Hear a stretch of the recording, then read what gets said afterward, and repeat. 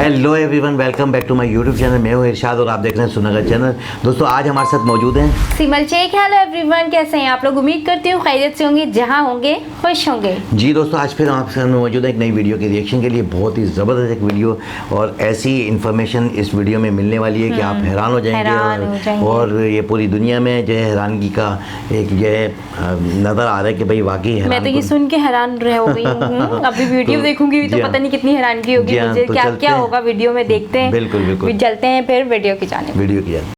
जी तो दोस्तों चलते हैं वीडियो की जाने। वीडियो का टाइटल है Indian rupee voted over dollar by 18 country forward trade dollar हैगमनी।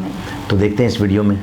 Singer Mika Singh ने रिसेंटली एक ट्वीट डाला जिसमें उन्होंने दोहा कतर में इंडियन रुपीस देकर शॉपिंग और डिनर की। आज legit Indian rupees American dollars को ग्लोबली रिप्लेस करने की रेस में शामिल हो चुका है। इन 18 कंट्रीज ने INR में ट्रेड करना शुरू भी कर दिया है। ऑफ कोर्स उनमें से एक है रशिया, जिसके साथ अकेले ही ट्रेड करके इंडिया ने पूरे $30 बिलियन अपने बचाए। This is phenomenal victory for India. इसे देखकर और 35 कंट्रीज ने भी इस मैकेनिज्म में ऐड होने का अपना इंटरेस्ट जाहिर कर दिया है। वेल हेलो फ्रेंड्स, मैं हूं गौरव ठाकुर और रीसेंट वॉर क्राइसिस सिचुएशन में या कोई भी वॉर क्राइसिस में किसी भी कंट्री को इकोनॉमिकली आइसोलेट करने के लिए यूएसए अक्सर अपनी करेंसी को एज अ वेपन यूज करता है। अब ऐसे सिचुएशन में ना यूएस की स्ट्रैटेजी को समझकर इंडियन रुपी एक ग्लोबल इमर्जिंग करेंसी बनकर उभर आया है, जिसने सिर्फ रशिया के साथ INR में ट्रेड करके ही बिलियंस ऑफ डॉलर्स का फॉरेन रिजर्व सेव किया। अब ये भारत के लिए वो टर्निंग पॉइंट था जिसने रुपी को अपना पहला ग्लोबल एक्सेप्टेंस और एक नई पहचान दे दी। Kind of like a step towards de-dollarisation जो आज बहुत सारी कंट्रीज चाहती है। अब इसी चीज का इनिशिएटिव यूरोप की एक मेजर कंट्री फ्रांस भी ले रही है। BRICS countries of course you know, उन्होंने भी अपने इस एम्बिशन को फॉलो करके खुद की एक नई करेंसी इंट्रोड्यूस करने का डिसीजन ले लिया है।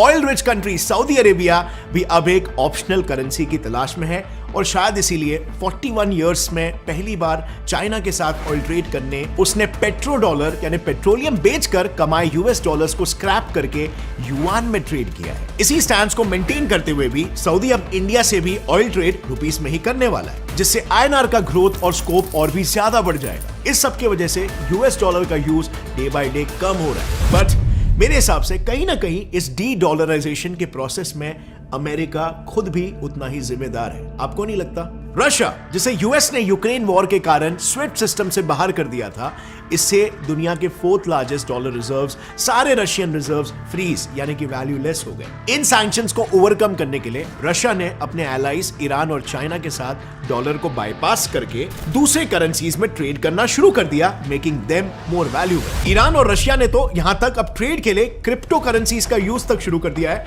जिसके लिए उन्होंने स्टेबल कॉइन नाम का एक गोल्ड बैक क्रिप्टो इंट्रोड्यूस किया और इसे ईरान ने $10 मिलियन वर्थ के नए ऑर्डर्स दिए। यूएसए के साइड से अगर देखें तो बात कुछ ऐसी है कि यूएसए के मेजर बैंक्स कई टेक्नोलॉजिकल स्टार्टअप्स को गुडविल के बेस पर लोन देते हैं और यही रीजन था सिलिकॉन वैली बैंक के फेलियर का भी, जिसने ऐसे 10,000 स्टार्टअप्स में इन्वेस्ट किया था जो आगे चलकर कंप्लीटली फेल हो गए। और ऐसे कई इंसिडेंट्स का रिपल इफेक्ट यूएसए ट्रेजरी पर यूं पड़ा कि 25 सालों में उनके फॉरेन रिजर्व्स सबसे लोएस्ट पॉइंट पर ड्रॉप हुए हैं। अब इन दोनों फैक्टर्स की वजह से डॉलर जो 1990 में ग्लोबल मार्केट का 80% शेयर होल्ड करता था, वहीं आज 2022 में ड्रॉप होकर 59% पर गिर चुका है। इस सिचुएशन को प्रॉफिटेबली लेवरेज करने के लिए इंडियन गवर्नमेंट ने 2 मेजर स्टेप्स लिए। पहला तो एक नया रुपी ट्रेड मैकेनिज्म लॉन्च किया गया, जिसके तहत दुनिया के सभी कंट्रीज अपना एक वॉस्ट्रो अकाउंट इंडियन बैंक में खोलकर जुड़ सकते हैं। वॉस्ट्रो अकाउंट एक ट्रेडिंग अकाउंट होता है बेसिकली, जो बाहर के देशों की बैंकें इंडियन बैंक्स में खोलती है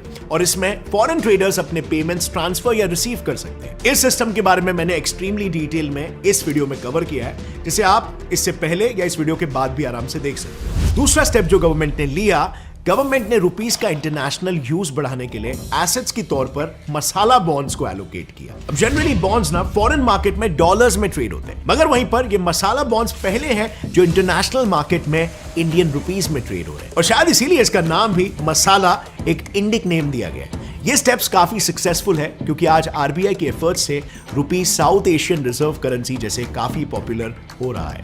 रुपी का रोल इतना बढ़ चुका है कि वो अब ऐसे ट्रेड में भी यूज होने लगा है जहां पर इंडिया खुद शामिल ही नहीं है। जैसे for example in the case of heavy dollar shortage facing Sri Lanka, अब वो ईरान से ऑयल इंपोर्ट करने के लिए इंडियन रुपीस का ही इस्तेमाल करने वाले हैं और इससे हमारी करेंसी पेट्रो डॉलर को रिप्लेस करके हमारी वैल्यू को और देश के ग्लोबल डोमिनेंस को काफी बढ़ाएगी।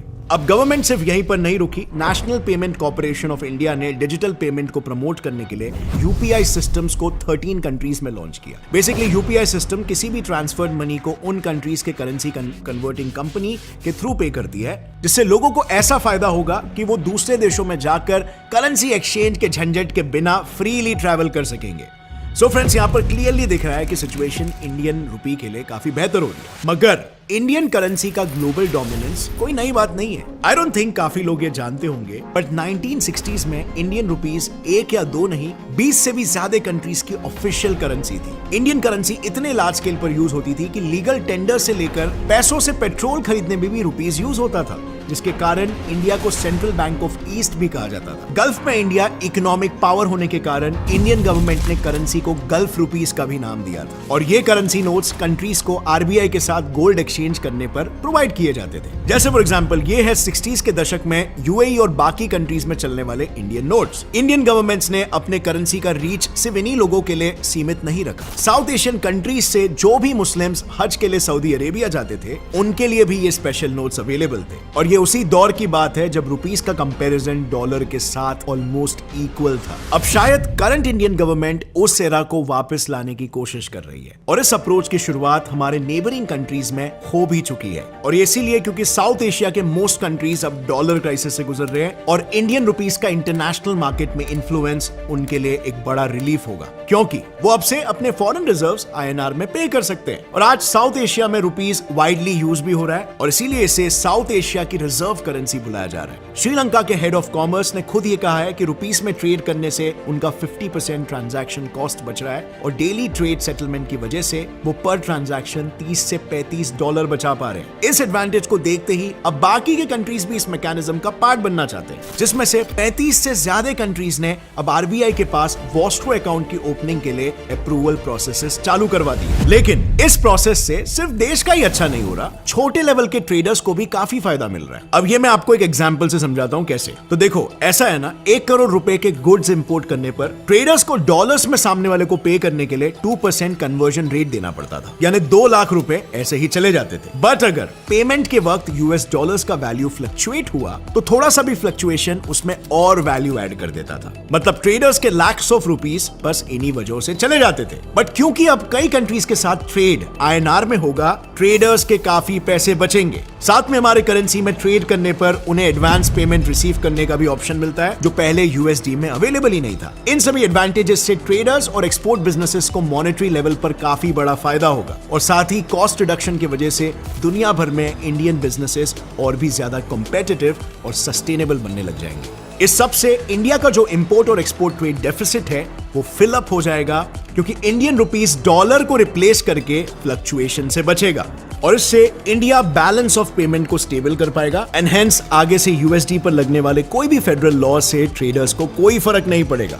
बट ये फायदे सिर्फ ट्रेडर्स तक ही रिस्ट्रिक्टेड नहीं है, इन्वेस्टर्स के लिए भी रूपी अब एक इंपॉर्टेंट रोल प्ले कर रहा है, रूपी की बढ़ती डिमांड से प्रॉफिट दिलाकर। यही रूपी जो 1999 में वर्ल्ड ट्रेड शेयर का 0.2% ही सिर्फ होल्ड करता था, आज वही बढ़कर 1.6% पर पहुंच चुका है और यहां से ये बस बढ़ते ही जाने वाला है, क्योंकि ट्रैजेक्टरी सेट है बॉस और इससे आने वाले टाइम में इंडिया का रीजनल डोमिनेंस साफ नजर आने लगेगा। अब इस ग्रोथ प्रेडिक्शन को बैक करने के लिए फेमस इकोनॉमिस्ट नोरियल रूबिनी ने आईएनआर को लेकर यह कहा कि अब रुपी के राइज की वजह से आगे जाकर डॉलर का ग्लोबल शेयर 60% से 20% होने के चांसेस काफी हाई हो गए।